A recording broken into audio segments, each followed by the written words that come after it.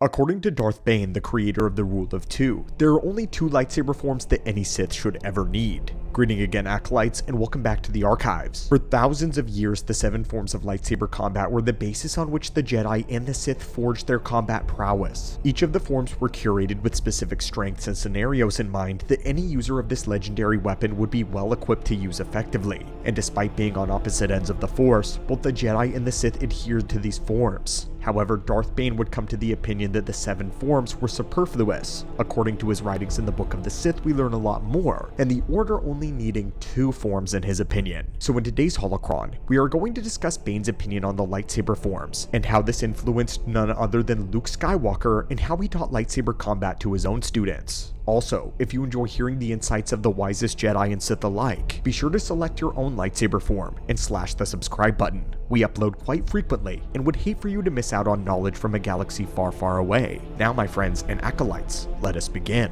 Bane's opinion pertaining to combat holds a great deal of weight. In his day, he was the strongest fighter of both factions, and perhaps the most powerful Force sensitive of his era. During his early years in the Sith Lord Academy on Korriban, he trained under Blade Master Kasim. We can look at Kasim as sort of the Dooku of this era, an expert duelist with an undefeated record. Kasim was the battle master of the Academy on Korriban, but Bane managed to get him to provide private lessons to him. In the end, the two formed a strong bond, and Bane's signature hook-handled lightsaber would be given to him by Kasim, the same lightsaber that he would carry with him for the rest of his life. The curved hilt blade that had once been Kasim's own master's lightsaber before the Twi'lek killed him and took the lightsaber as a trophy.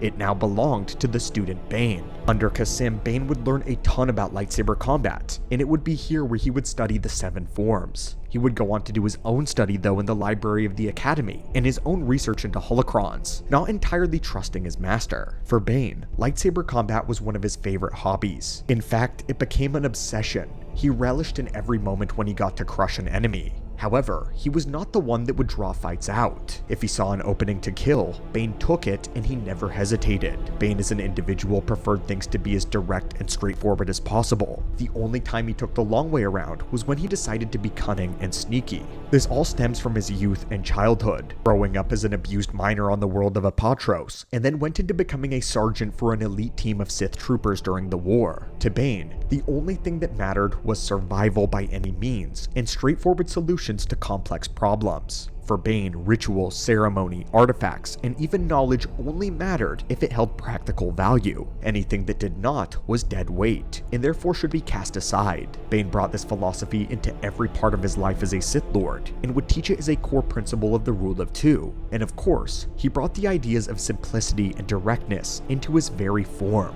And so, Darth Bane's chapter of the book, he writes this about lightsaber combat. The Jedi teach 6 forms of lightsaber combat. This is excessive and a waste of time. There is no need for a Sith Lord to study any form that does not channel one's aggression. A battle should end quickly. At every moment, one should be assessing the ways to dispatch one's opponent. Select the most direct method. There are 2 key forms of lightsaber combat that a Sith must master: strong style and fast style. The latter emphasizes footwork, speed, precision, and acrobatics, with some exceptions such as the tactics of my own apprentice. Fast style is a rare form, but suited for some Sith. The dark side supplies us with strength, and that strength must be used. Hate makes us powerful. Strong style is expressed by Gemso, an ancient philosophy that requires you to combine your body weight and your muscular strength with the energized drug of anger, so that the execution of your blows will land with enough force to crack armor and bone. Bane accurately states that this is paramount for a Sith to choose only what channels their aggression.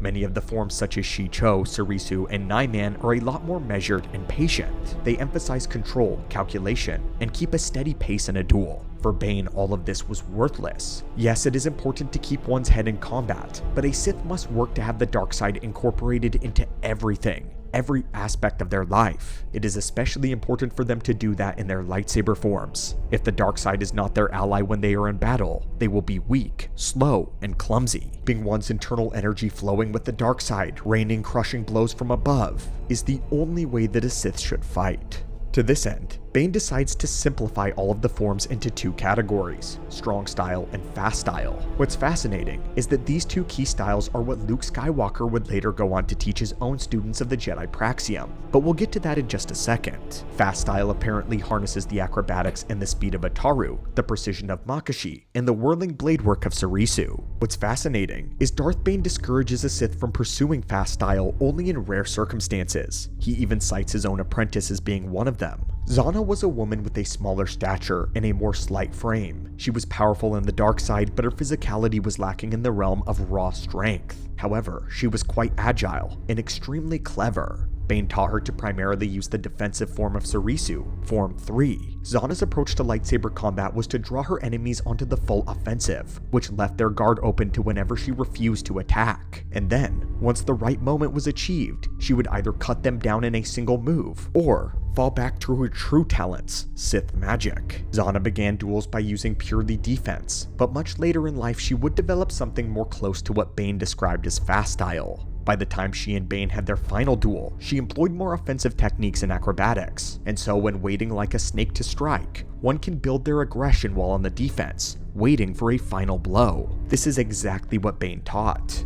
Darth Bane himself, of course, was the proprietor of the strong style. Gemso and Sith Shien were the cornerstones of this style. Bane already explained the idea of channeling the dark side into one's muscles to batter an enemy into submission, and he would go on in great detail to explain that Shien is preferable for defense in this form. Shien was the traditional variant of Form 5, a form that focused on blaster deflection, specifically the idea of returning blaster fire to the point of origin. In lightsaber combat though, Shien takes the idea of deflecting an enemy's attack by absorbing their impact and returning it to them with a swift counter.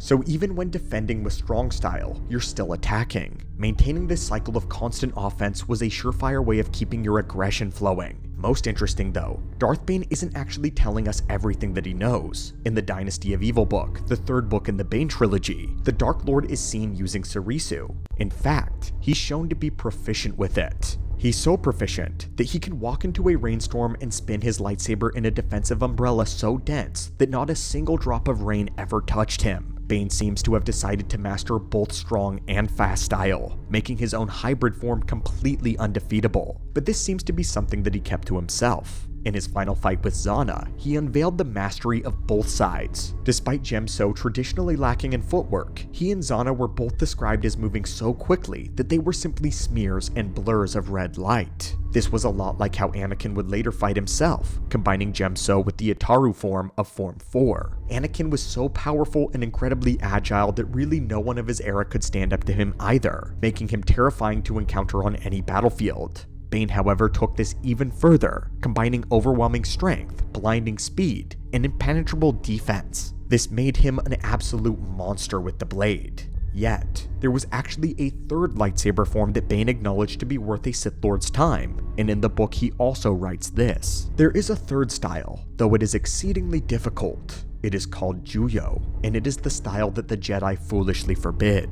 The key to this style is the same as our core belief. Emotion, not peace, will lead one to victory. With Juyo, you must give yourself over to the sensations you feel in the heat of battle. Hatred for your enemies, fury towards their actions, and fear that they will prevail. Yes, fear. It is foolish to cover this emotion behind pride. Fear of death, fear of loss, and fear of chaos are primal motivators. Fear can be your fuel. Juyo is based on quick strikes and unpredictable attacks, but you are not fully embracing the style unless your emotions ignite your senses and elevate your abilities. But do not succumb completely to your emotions. You are a Sith Lord, not an animal. As you take aim and fight through the tunnel of rage, you will experience transcendence. In that moment, you are a perfect being, and you cannot be beaten. You are at last embraced within Juyo. Likely that many of you saw Form 7 as being one that Bane would mention. I personally appreciate how detailed of an explanation that he gives in this passage. Bane explains the inner workings of the form and how it utilizes emotion to fuel the erratic blade work. Bane even encourages one to allow fear to fuel the furnace of the dark side, embracing that fear.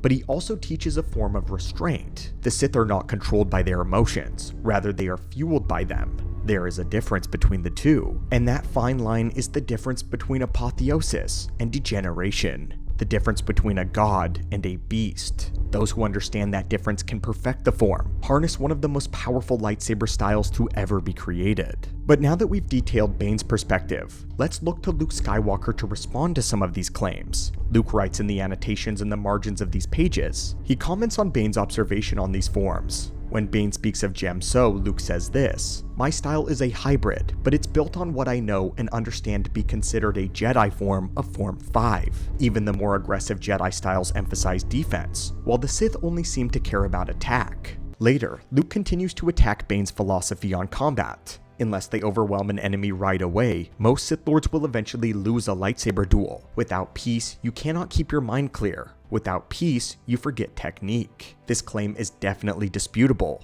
Luke didn't have the full knowledge of the previous duels of history, likely basing all of this comment on his fights with Sith pretenders and darkside adepts, beings who never learned the true Sith way of mastering one's rage into focus and power. But Luke does make a good point that pure aggression sounds effective at first, but it can quickly be turned against you. A great example of this would be the Inquisitors, who were always taught to attack and never to defend. They tried to overwhelm Jedi instantly in a duel and kill them as quickly as possible. This works against less experienced Jedi like Padawans and lesser knights, but against experienced Jedi, this plan always falls apart. Unless one has the overwhelming brute strength of Bane, Malgus, and Vader, pure aggression will only take you so far. Luke himself was a more aggressive fighter, but he tempered that with patience and compassion. He fought hard, but fought with mercy. Because of this, he tempered blade work, and this allowed him to be measured in his strikes. He didn't get tunnel visioned, and he didn't let himself get caught off guard. But what's most compelling about all of this is that he would adopt the same philosophy that Darth Bane did. Luke at first didn't have the knowledge of all 7 forms. He pioneered his own way by taking aspects of the traditional forms and simplifying them for a new era. But Luke would later add more to the mix: medium style. This was like Niman of the new Jedi Order, something that incorporated a balanced approach to offense and defense, but with defense heavily emphasized. Luke was very big on maintaining Yoda's teaching that a Jedi should use the Force for knowledge and defense, but never attack. Medium style was a sort of home stance, if you will, something to reset you back when you needed to appraise a situation. It would be the starting point for the Jedi learning all lightsaber combat from Luke, and it was the answer to Darth Bane insisting that all forms were useless unless they channeled aggression. But anyway, my friends, these were the only lightsaber forms that Darth Bane considered to be worth a Sith Lord's time. But what are your thoughts on all of this? Do you think it's narrow-minded to disregard the options of all of the 7 forms? Or do you believe this to be great ancient wisdom from the Sith, committing themselves to channeling the dark side at every opportunity? Let us know your perspectives and thoughts in the comments down below. Luke Skywalker versus Bane, who was correct? Thank you so much for joining us in the archives here today, and may the Force be with you always.